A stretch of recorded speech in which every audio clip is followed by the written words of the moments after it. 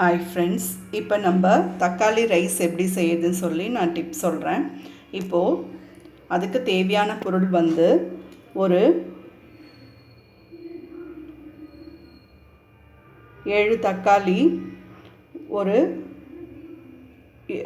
8 வெங்காயம், 7 வெங்காயம், அப்புறம் வந்து 3 பச்சை மிளகா, கருவேப்பிலை, 2 பூண்டு, இஞ்சி, மஞ்சத்தூள், பெருஞ்சீரகம். இந்த ஆழாக்கு ரைஸ் வந்து நான் ஒரு அளவு காட்டுறதுக்காக வச்சுருக்கேன். ஆனால் ஒரு ஆழாக்கு கணக்கில் எடுத்துக்கணும். தேவையான அளவு உப்பு, ஒரு 6 ஸ்பூன் மிளகாத்தூள், தேவையான அளவு எண்ணெய், தண்ணி. இது வந்து தக்காளி மட்டும் போட்டு அரைச்சி வச்சுக்கணும். அதுக்காக ஜார் வச்சுருக்கேன் காட்டுறதுக்கு. இப்போ வந்து எப்படி செய்யறதுன்னு சொல்கிறேன். இப்போது 7 தக்காளி 7 வெங்காயத்துக்கு அந்த குவான்டிட்டிக்கு வந்து ஒரு 2 அழாக்கு அரிசி வந்து நீங்கள் தனியாக வந்து வடித்து எடுத்துக்கிட்டாலும் ஓகே. பட் குக்கரில் இதை எல்லாத்தையும் தாளித்து விட்டுட்டு குக்கர்லேயே போட்டு ஒரு அழாக்குக்கு 2 டம்ளர் கணக்கு அப்படின்னு சொல்லிட்டு உங்கள் எல்லாருக்குமே தெரியும். ஸோ அந்த மாதிரி தண்ணி அளவு போட்டு நீங்கள் ஒன்றா போட்டு செஞ்சு குக்கரில் விசில் விட்டு இறக்குனாலும் ஓகே.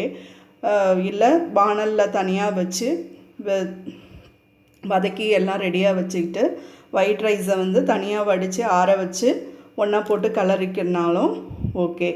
பட் ஆனால் இது தனித்தனியாக செஞ்சு கலரி சாப்பிட்டாலே ரொம்ப டேஸ்டியாக இருக்கும். இது வந்து பாஸ்மதி ரைஸோ இல்லை புழுங்கல் அரிசி, இப்போ நம்ம சாப்பாட்டுக்கு என்ன அரிசி யூஸ் பண்ணுறோமோ அதுவும் ஓகே. பாஸ்மதி ரைஸு வேணுன்றவங்க கூட செஞ்சுக்கலாம். அதே மாதிரி பச்சரிசியில் செய்யணுன்றவங்களுக்கும் விருப்பம் இருந்தால் செஞ்சுக்கலாம். ஸோ ரைஸுன்றது இது இல்லை, உங்களுக்கு எதுன்னு சொல்லிவிட்டு நீங்கள் டிசைட் பண்ணிக்கோங்க. இப்போ வந்து நான் வந்து இதை எப்படி செய்யுதுன்னு சொல்கிறேன். இப்போது இந்த 7 தக்காளியை 4 நாளாக அறுத்து பச்சையாகவே அப்படியே அரைச்சி ரெடியாக வச்சுக்கணும். இது வந்து இந்த அளவுக்கு குவான்டிட்டி எடுத்து இஞ்சி பூண்டு அரைச்சி வச்சுக்கிட்டு ஒரு 6 ஸ்பூன் இஞ்சி பூண்டு விழுது போட்டுக்கணும். அரைச்சி வச்சுட்டு இது குவான்டிட்டி அதிகமாக வரும். ஸோ அந்த பேஸ்ட்டை வச்சுட்டு நம்ம வதக்கின பிறகு வந்து ஒரு 6 ஸ்பூன் இஞ்சி பூண்டு விழுது போட்டால் போதும். இப்போது இதை முதல்ல வந்து இஞ்சி பூண்டு பேஸ்ட் ரெடியாக வச்சுக்கோங்க. தக்காளியை அரைச்சி ரெடியாக வச்சுக்கோங்க. அதுக்கப்புறமா வாணல் வச்சுட்டு ஃபஸ்ட்டு ஒரு 7 ஸ்பூனு எண்ணெய் விட்டுருங்க. ரொம்ப பெரிய ஸ்பூனாக இருந்தால் பார்த்து விடுங்க.